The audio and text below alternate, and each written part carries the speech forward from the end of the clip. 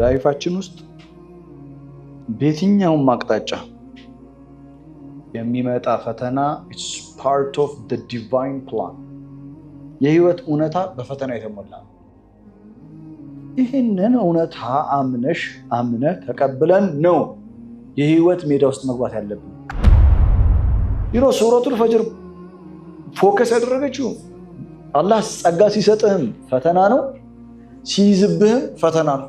ባይዘው ህይወታችሁ እስቲ አንድ ቀን ቁጭ በሉና ቤት አስቡ።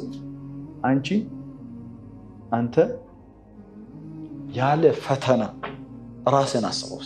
ሳይኮሎጂያችን እንደማይቀበል ነው የምነግራችሁ። ከሁሉም ክፉ በሽታ፣ ከሁሉም ክፉ ፈተና ሰላምን የማጣት ነው። ምክንያቱም ፈተናውንም እኮ ለመሻገር ፈተናውንም ለመጋፈጥ ምን ያስፈልግሻል? ሰላም ያስፈልግሻል። ሰላም ራሱ ከደፈረሰ እንዴት የምታደርጊው? በጣም አስቸጋሪ እኮ ነው። ቬሪ ታፍ ነው በጣም። ማንኛውም ቦክሰኛ የሆነ መጀመሪያ ቦክስ መሰልጠን አለበት አይደል? ሳይሰለጥን ሜዳ ይገባል እንዴ? ይዘረራል እኮ። እኛ ዛሬ የገነባነው ሳይኮሎጂካል ስቴት፣ ሳይኮሎጂካል አንደርስታንዲንግ፣ ኢማን ነገ ለሚመጣ ህይወታችሁ ስለሚመጣው ፈተና ቻሌንጅ መጋፈጥ ጥሩ የሆነ እንትን ይሆነናል እንጂ አሁንም ፈተና ይመጣል ታለቅሻለሽ፣ ነገም ይመጣል ታለቅሻለሽ። ከነገር እንደሱ አይደለም።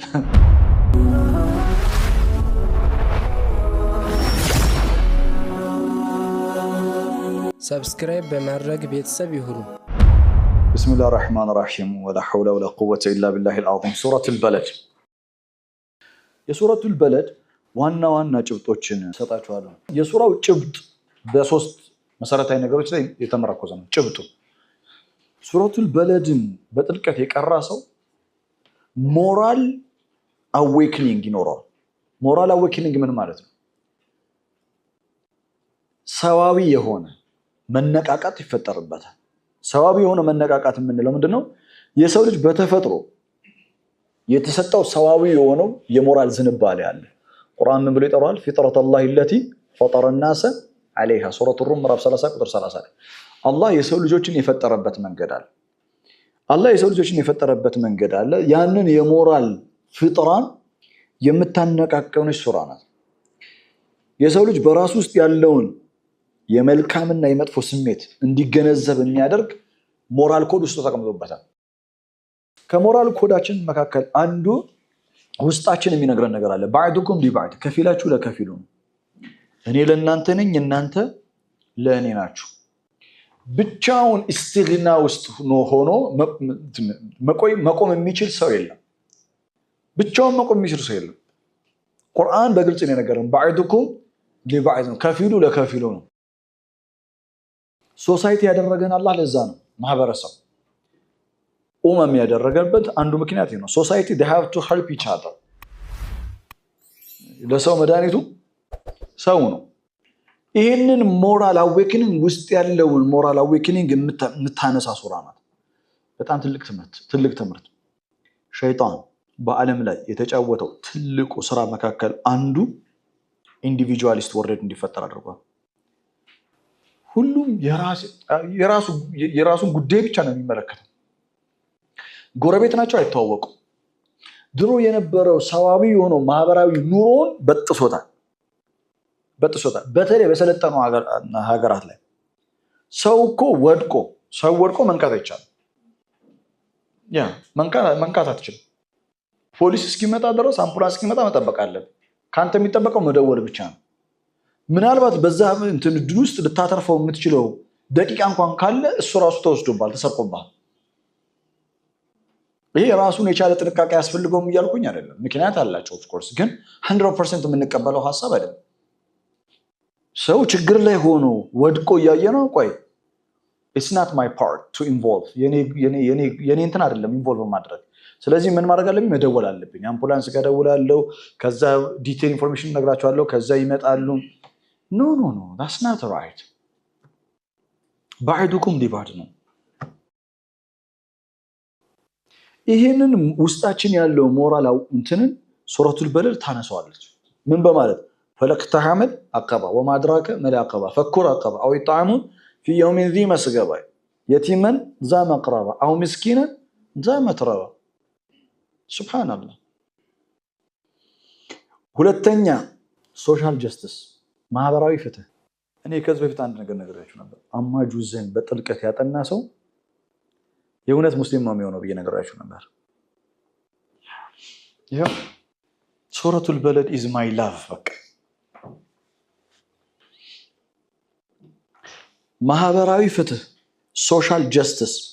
ሱረቱል በለድ ማህበራዊ ፍትህ፣ ለማህበራዊ ፍትህ ዘብ የቆመች ሱራ ናት። ምን ማለት ነው ማህበራዊ ፍትህ? ለፍትሃዊ የሀብት ክፍፍል፣ ፍትሃዊ የሆነ የሀብት ክፍፍል መኖር አለበት ማህበረሰብ ውስጥ። ለተቸገሩ ማህበረሰብ አባላት ልዩ ትኩረት እንዲሰጥ ጥሪ የምታቀርብ ሱራ ናት።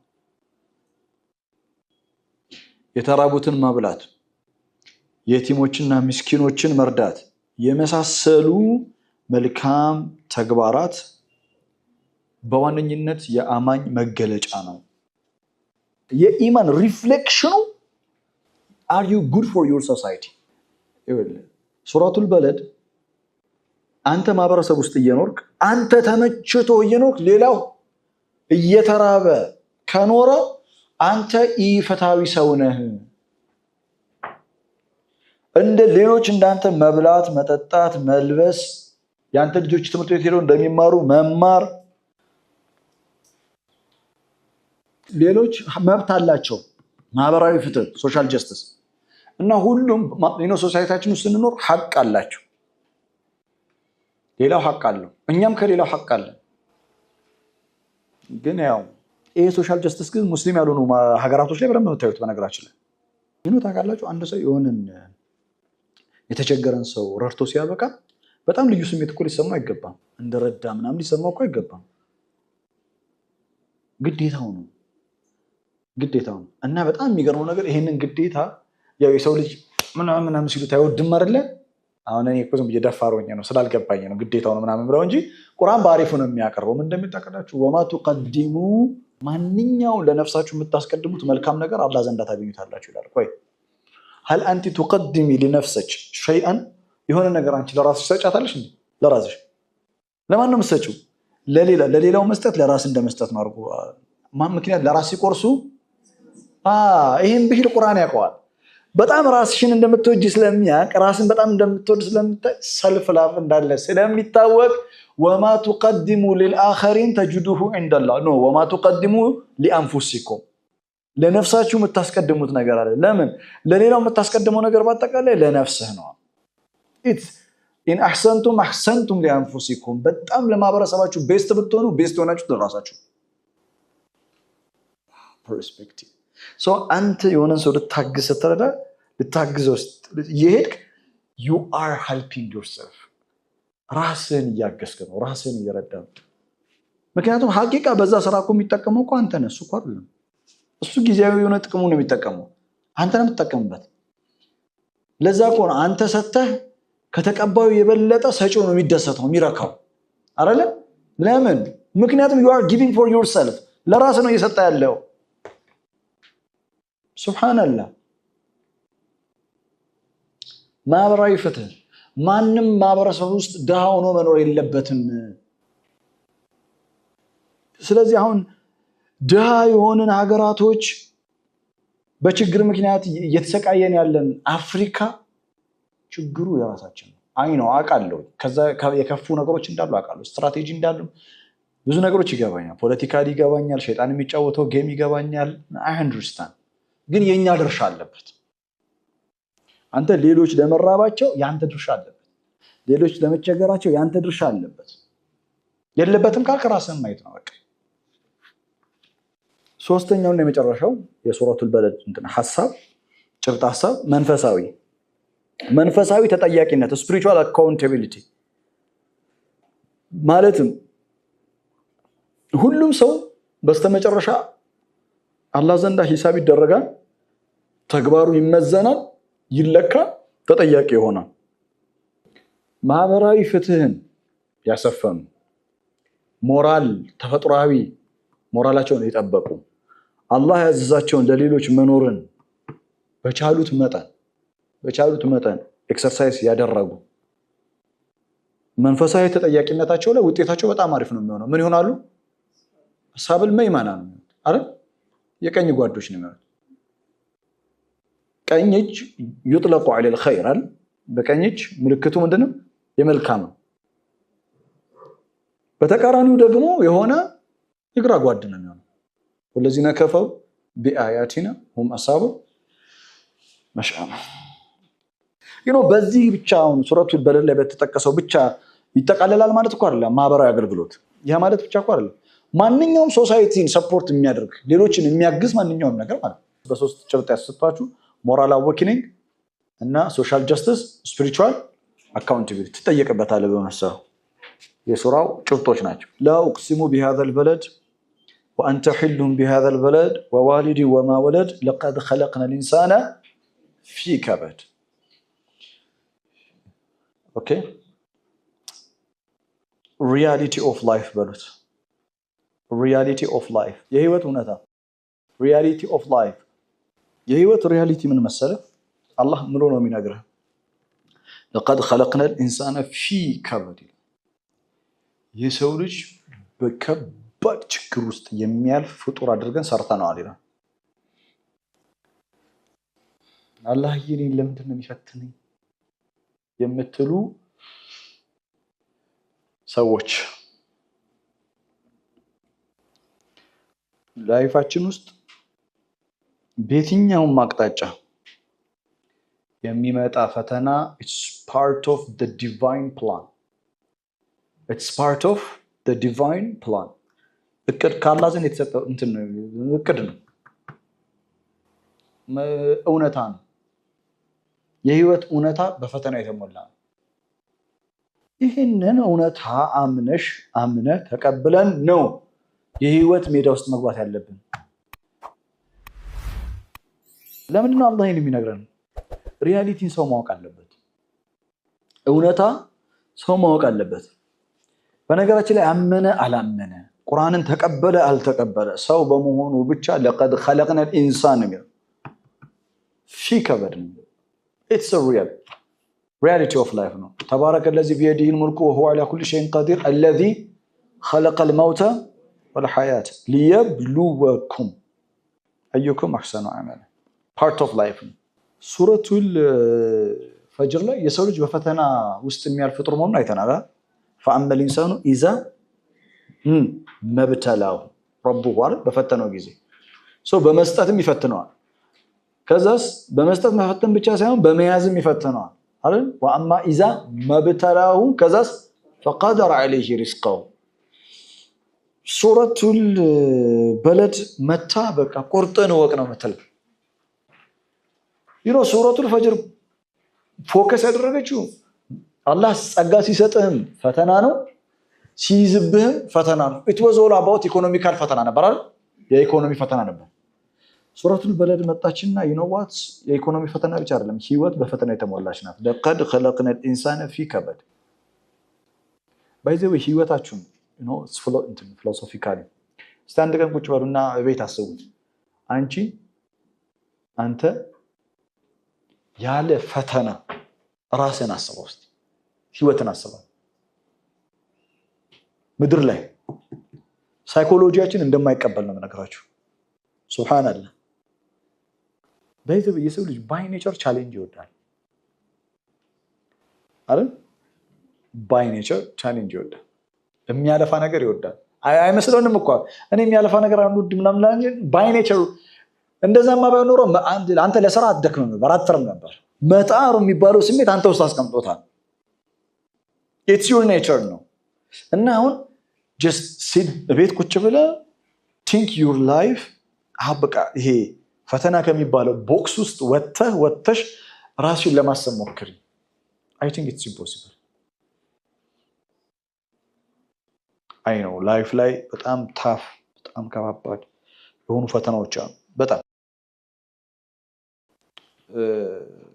አላቅም እኔ አላህ አትፈትነን ነው የሚባለው። ከምንችል ከአቅማችን በላይ አትፈትነን ነው። ግን በጣም ለቀድ ኸለቅነል ኢንሳነ ፊ ከበድ። በቃ ንጉስ ለምን አይሆንም? ማንም ይሁን ማንም ዓሊም ጀሊል ለምን አይሆንም? ምንም ይሁን ምንም በዚህ ውስጥ ያልፋል። ነብይና መልእክተኛ ቢሆን ረሱል ቢሆን ይሄ የህይወት በቃ ይሄንን በትክክል ይሄ ኢንተሌክቹዋሊ ሳይሆን ከልቡ እዚህ ውስጥ ይገባል። እዚህ لقد خلقنا الانسان في كبد በቃ እኔ አንድ ቤት ሰባቃለሁ ምንም ነገር አልቸገራቸውም። በጣም ሀብታም ናቸው። ችግርም እንደሆነ ያቁም ባይዘው they have everything ታውቃለህ፣ ሁሉ ነገር ነው ያላቸው። ምንድን ነው የሌላቸው ብለህ ጠይቀኝ። በፍጹም ፋሚሊ አይስማማ። መስማማት የሚባል ነገር የለም። ወንድምና ወንድም አይስማሙም። በቃ ወንድም ለወንድሙ አንተ ማን ነህ አንተ ምንድን ነው ይባባል። they have everything ግን በቃ ሰላም የሚባል ነገር ግን የለም። ከሁሉም ክፉ በሽታ ከሁሉም ክፉ ፈተና ሰላምን የማጣት። ምክንያቱም ፈተናውንም እኮ ለመሻገር ፈተናውንም ለመጋፈጥ ምን ያስፈልግሻል? ሰላም ያስፈልግሻል። ሰላም ራሱ ከደፈረሰ እንዴት ነው የምታደርጊው? በጣም አስቸጋሪ እኮ ነው። ባይዘው ቬሪ ታፍ ነው።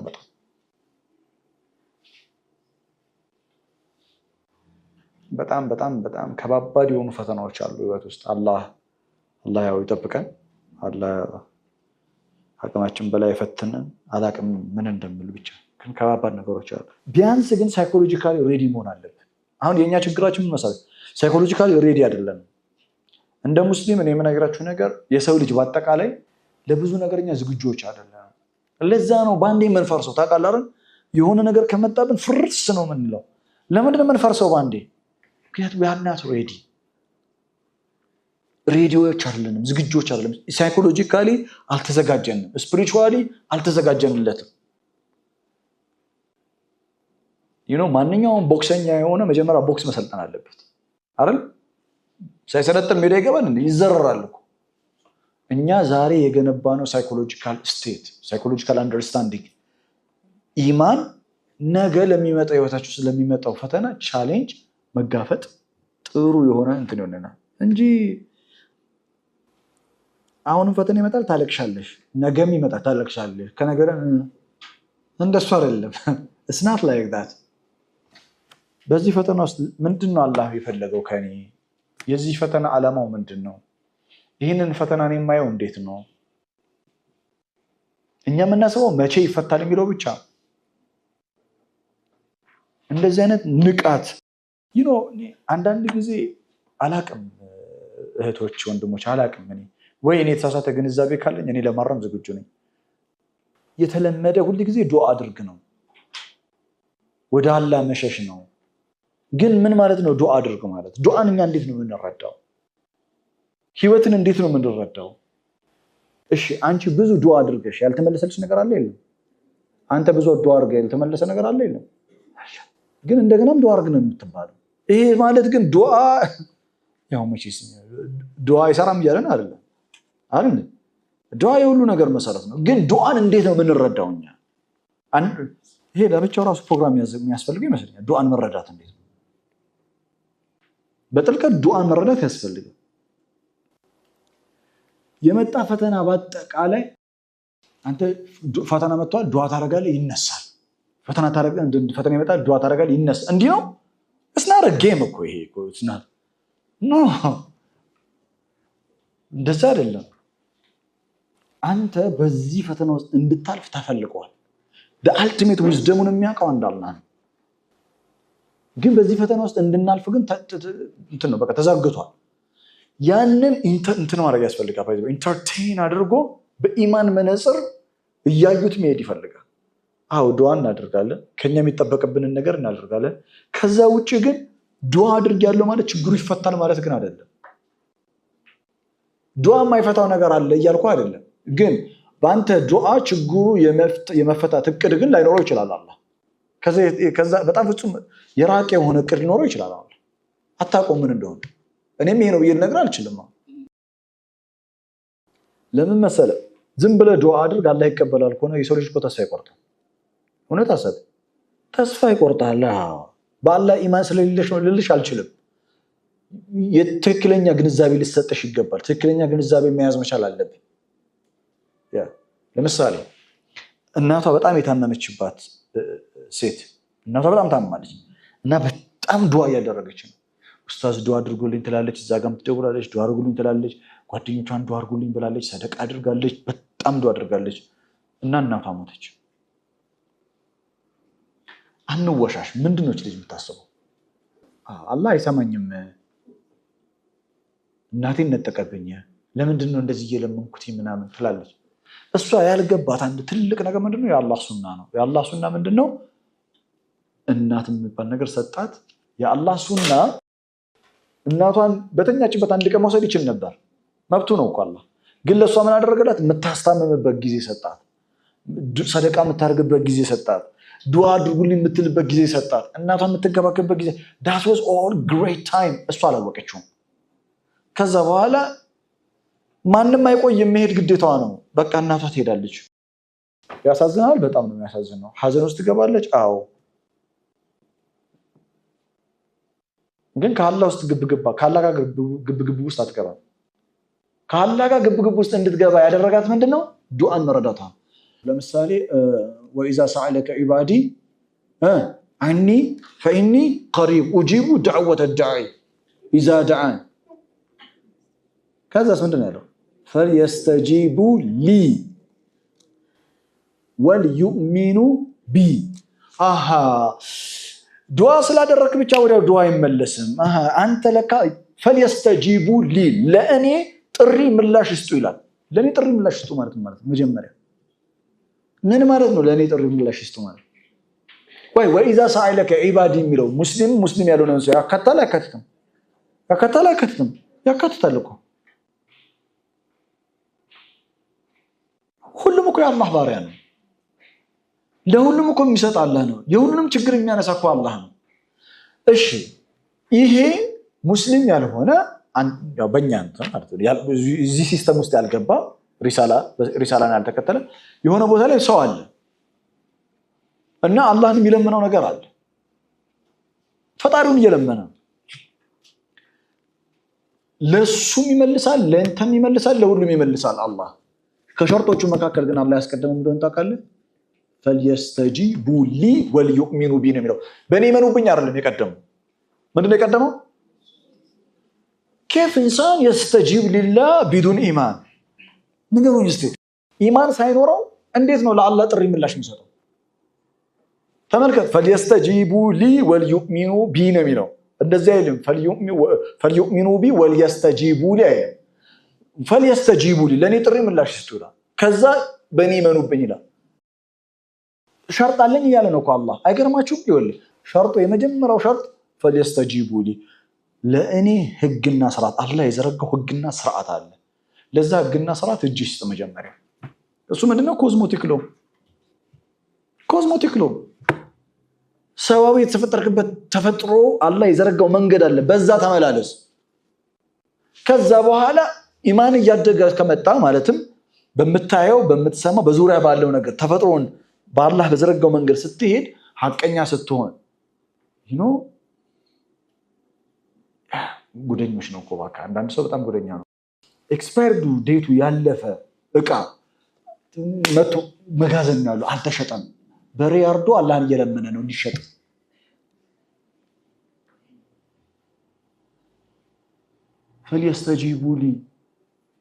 ፈልየስተጂቡ ሊ አወለን አንተ በአላህ አላህ በዘረጋው ተፈጥሯዊ መንገድ ውስጥ ግባ። የአላህ ሱና ውስጥ ግባ። ማንኛውም የአላህ ሱና ውስጥ የሚመላለስ ለጥሪው ምላሽ ይሰጣሉ ያለን አላህ። ይሄን ለፈለጉት ታንጀንት ፖይንት ምን መሰላችሁ? ዱዓን ራሱ የምንረዳበት መንገድ ቁርአናዊ መሆን መቻል አለበት።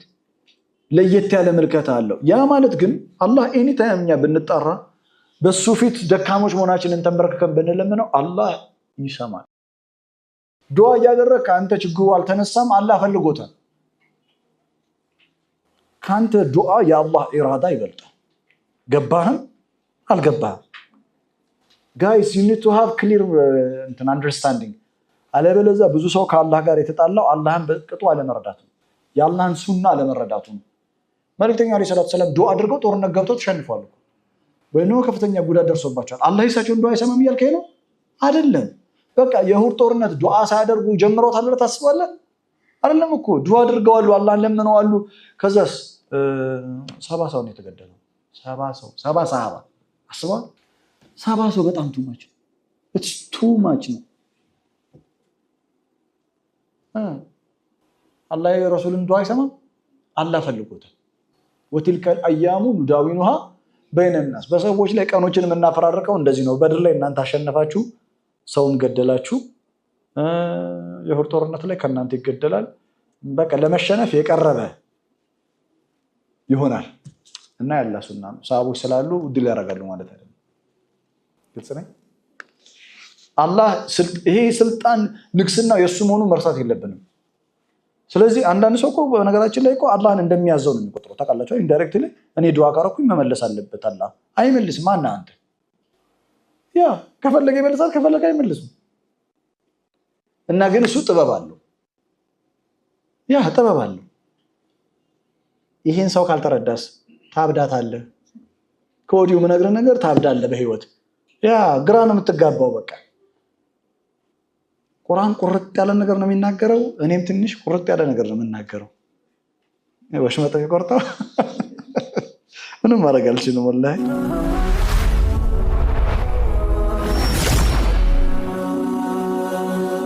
ሰብስክራይብ በማድረግ ቤተሰብ ይሁኑ።